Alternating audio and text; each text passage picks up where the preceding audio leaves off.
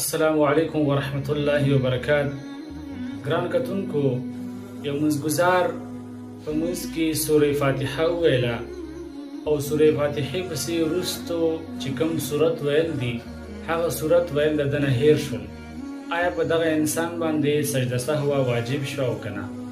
او دغه انسان سجده سهوه وکړه، دغه منځ یې کیږي او که نه کیږي؟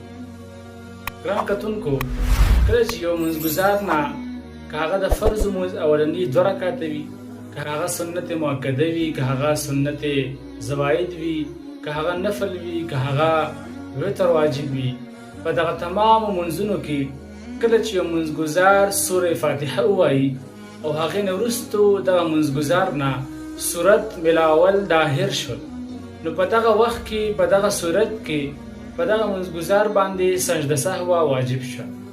کله چې دغه منځګزار آخري رکعت ته ورسیږي، په دغه وخت کې چې کله دغه منځګزار تشهد عبده ورسوله ته ورسوي، نو دی به یو طرف ته سلام وګرځوي او دوباره به سجدې ته لاړ شي، 2 سجدې به وکړي او بیا به چې دی تشهد د سر نه شروع کړي.